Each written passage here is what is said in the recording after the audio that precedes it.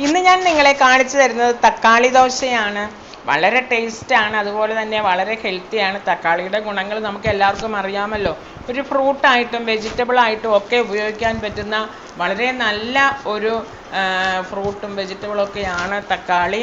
തക്കാളി നമുക്ക് വളരെ ചീപ്പായിട്ട് കിട്ടുന്ന കാരണം നമുക്ക് അതിൻ്റെ ഗുണം നമ്മൾ മനസ്സിലാക്കുന്നില്ല. നമ്മൾ വലിയ വില കൊടുത്ത ഫ്രൂട്ട്സൊക്കെ വാങ്ങിച്ച് കഴിക്കുന്നുണ്ട്. പക്ഷേ തക്കാളിയും ഒരു ഫ്രൂട്ട്സ് ആണെന്നുള്ള കാര്യം നമ്മൾ മറന്നു പോവുകയാണ് ചെയ്യുന്നത്. തക്കാളിയിൽ വൈറ്റമിൻ സിയും അയണും കാൽസ്യവും വൈറ്റമിൻ എ ഒക്കെ ഒത്തിരി അടങ്ങിയിട്ടുണ്ട്.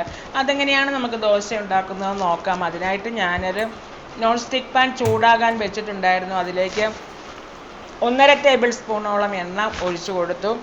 എണ്ണ ഒന്ന് ചൂടായി വരുമ്പോൾ നമുക്കതിലേക്ക് കുറച്ച് ജീരകം ഇട്ട് കൊടുക്കണം. അതിനായിട്ട് തന്നെ എണ്ണ ചൂടായി വന്നപ്പോൾ ഞാനതിലേക്ക് ഒരു അര ടീസ്പൂണോളം ചെറിയ ജീരകമാണ് ഇട്ട് കൊടുത്തത്. ആ ജീരകം ഒന്ന് പൊട്ടി വരട്ടെ. ജീരകം ഇപ്പോൾ പൊട്ടി വന്നിട്ടുണ്ട്. ആ സമയത്ത് നമ്മൾക്ക് അതിലേക്ക് ഞാനൊരു 3 തക്കാളിയാണ് എടുത്തിരിക്കുന്നത്. തക്കാളിയും തക്കാളിപ്പഴവും എന്നൊക്കെ ഒത്തിരി വിശേഷണമുണ്ട് തക്കാളിക്ക്. അപ്പോൾ തക്കാളി ഞാൻ 3 എണ്ണം ഇതുപോലെ അരിഞ്ഞ് ഇട്ട് കൊടുത്തു. വൈറ്റമിൻ എയും അയണും കാൽസ്യവും ഒക്കെ ധാരാളം അടങ്ങിയിട്ടുണ്ട് തക്കാളിയിൽ. അതിലേക്ക് ഞാൻ 2 തണ്ട് വേപ്പിലയും കൂടി ഇട്ട് കൊടുത്ത് ഒന്ന് ഇളക്കി യോജിപ്പിച്ചു. നമ്മൾക്കൊന്ന് ഫ്രൈ ആയിട്ട് കിട്ടണം. ഒത്തിരി ഫ്രൈ ആവണ്ട, ജസ്റ്റ് ഒന്ന് തക്കാളിയുടെ ആ മുകൾ ഭാഗമൊക്കെ ഒന്ന് ഡ്രൈ ആയിട്ട് ചെറുതായിട്ടൊന്ന് മൊരിഞ്ഞ് കിട്ടണം, അത്രയേ ഉള്ളൂ. അപ്പം നമ്മുടെ തക്കാളിയൊക്കെ മൊരിഞ്ഞ് വരുന്നുണ്ട്. കുട്ടികൾക്കൊക്കെ തക്കാളി കഴിക്കുന്നത് വളരെ നല്ലതാണ്. നമ്മൾക്ക് ദഹനത്തിനും ഒക്കെ വളരെ നല്ല, കിടപ്പ് രോഗികളൊക്കെ വളരെ ദഹനത്തിന് വളരെ സഹായിക്കുന്ന ഒരു പഴമാണ് തക്കാളിപ്പഴം. അതിലേക്ക് ഞാൻ ഒരു ടീസ്പൂണോളം കാശ്മീരി മുളക് പൊടിയും കൂടി ഇട്ട് കൊടുത്തു. അതും കൂടി ഇട്ട് ഞാൻ നന്നായിട്ടൊന്ന് ഇളക്കി യോജിപ്പിക്കുകയാണ്. ആ മുളകിൻ്റെ പച്ചമണമൊക്കെ നമുക്ക് മാറി കിട്ടണം. അതിനായിട്ട് തന്നെ ഞാൻ എല്ലാം കൂടി ഒന്ന് ഇളക്കി യോജിപ്പിക്കുകയാണ്.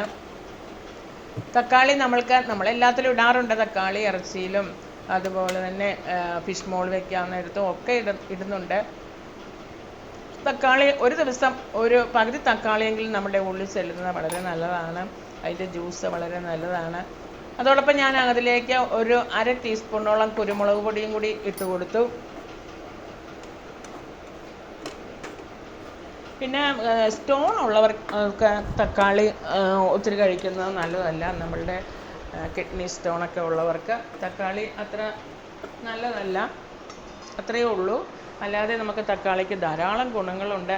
ഇപ്പോൾ അതൊക്കെ ഒന്ന് മൊരിഞ്ഞിട്ടുണ്ട്. ഞാനതവിടെ ആറാനായിട്ട് വെച്ചു. ഇപ്പോൾ നമ്മളുടെ തക്കാളിയൊക്കെ ആറി വന്നിട്ടുണ്ട്. മസാലയൊക്കെ പിടിച്ച്, മസാല എന്ന് പറഞ്ഞാൽ മുളക് പൊടിയൊക്കെ പിടിച്ച് ഒന്ന് ആറി വന്നിട്ടുണ്ട്. കുരുമുളക് പൊടിയും മുളക് പൊടിയും ഒക്കെ പിടിച്ച് ആറി വന്ന ടൊമാറ്റോ ഞാൻ ഒരു മിക്സിയുടെ ജാറിലേക്ക് ഇട്ട് കൊടുക്കുകയാണ്. നമുക്കൊന്ന് അരച്ചെടുക്കണം. അതിനായിട്ട് തന്നെ ഞാൻ മിക്സിയുടെ ജാറിലേക്ക് ആറിയതിന് ശേഷം ഇട്ട് കൊടുക്കുകയാണ്.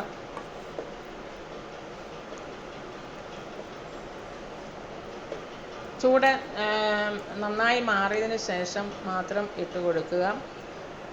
അത് ഇട്ട് കൊടുത്തതിന് ശേഷം ഞാൻ ഒരു ലേശം വെള്ളം കൂടി, ഒരു 2 ടേബിൾ സ്പൂണോളം വെള്ളം കൂടി അതിലേക്ക് ഒഴിച്ചിട്ട് അതൊന്ന് അരച്ചെടുത്തുകൊണ്ട് വരാം.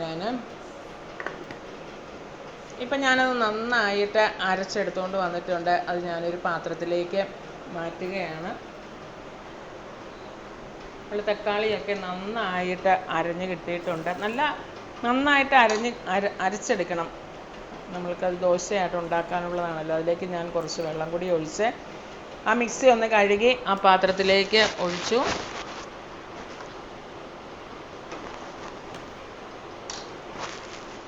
ഈ ഒരു രൂപത്തിൽ ഞാനത് വെള്ളമൊക്കെ ഒഴിച്ച് മിക്സിയൊക്കെ കഴുകി ഒഴിച്ച് എടുത്തിട്ടുണ്ട്. ഇനി അതിലേക്ക് ഞാൻ ഇടുന്നത് 1 കപ്പ് ഗോതമ്പ് പൊടിയാണ് ഇട്ട് കൊടുക്കുന്നത്. അതോടൊപ്പം തന്നെ ഒരു അര കപ്പ് റവയും കൂടി ഇട്ട് കൊടുത്തു. അതിനുശേഷം അതിലേക്ക് ഞാൻ ഒരു അര ടീസ്പൂണോളം ഉപ്പും കൂടി ഇട്ട് കൊടുത്തു. ഇനി നമ്മൾക്ക് അതിലേക്ക് ഒരു പിടി മല്ലിയിലയും കൂടി ഇട്ട് കൊടുക്കാം. മല്ലിയിലയും കൂടി ഇട്ട് കൊടുത്തതിന് ശേഷം ഞാൻ അതിലേക്ക് ലേശം കായപ്പൊടിയും കൂടി ഇട്ട് കൊടുക്കുന്നുണ്ട്, ഒരു ലേശം, ഒരു 1/4 ടീസ്പൂണോളം. അതിനുശേഷം നമുക്ക് ഇതുപോലെ കുറേശ്ശെ വെള്ളം ഒഴിച്ച് ഒന്ന് കുഴച്ചെടുക്കാം. ഈ ഒരു രൂപത്തിൽ നമ്മൾക്ക് ഒരു നീർദോശയുടെയൊക്കെ അത്രയും വെള്ളം നമുക്ക് ഒഴിച്ച് അത് കുഴച്ചെടുക്കണം.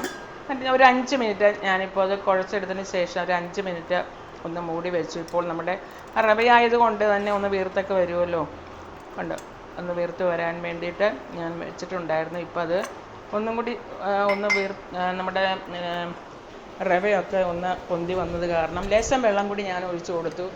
ഈ ഒരു രൂപത്തിലായിരിക്കണം നമ്മളുടെ ബാറ്റർ ഇരിക്കേണ്ടത്. ലേശം വെള്ളം കൂടി ഒഴിച്ചു കൊടുത്തു ഞാൻ. നമ്മളുടെ നീർദോശയുടെ ആ ഒരു രൂപത്തിൽ നമ്മൾ ഒഴിക്കുമ്പോൾ അത് പരന്ന് പോകണം, ആ ഒരു രൂപത്തിലായിരിക്കണം. ഇപ്പം ഞാനൊരു നോൺ സ്റ്റിക്ക് പാൻ നന്നായിട്ട് ചൂടാക്കാൻ വെച്ചു. നന്നായിട്ട് അത് ചൂടാകണം. നല്ല ചൂട് വന്നതിന് ശേഷം നമുക്ക് ഇതുപോലെ ഒന്ന് ഇളക്കിയതിന് ശേഷം നമ്മൾക്ക് ഇതുപോലെ ഒന്ന് കോരി ഒഴിച്ചു കൊടുക്കാം. കണ്ടോ, ഇതുപോലെ.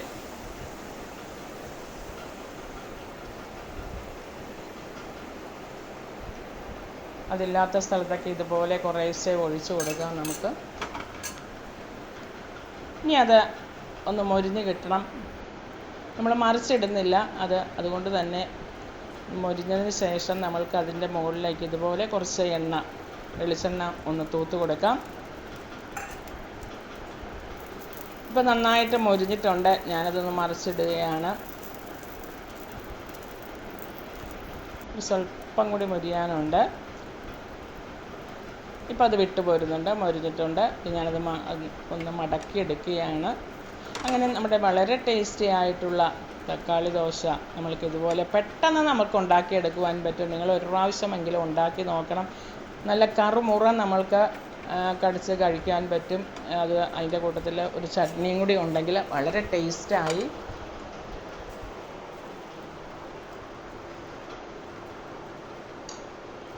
കണ്ടോ, നല്ല ടേസ്റ്റാണ്. ഒരു പ്രാവശ്യമെങ്കിലും ഉണ്ടാക്കി നോക്കുകയാണ്. നല്ല മൊരിച്ച് നമുക്ക് എടുക്കുവാനായിട്ട് സാധിക്കും. നമ്മൾ ഗോതമ്പ് പൊടിയാണല്ലോ നമ്മൾ തക്കാളിയിലേക്ക് ഇടുന്നത് കൊണ്ട് തന്നെ വളരെ ഹെൽത്തിയാണ്.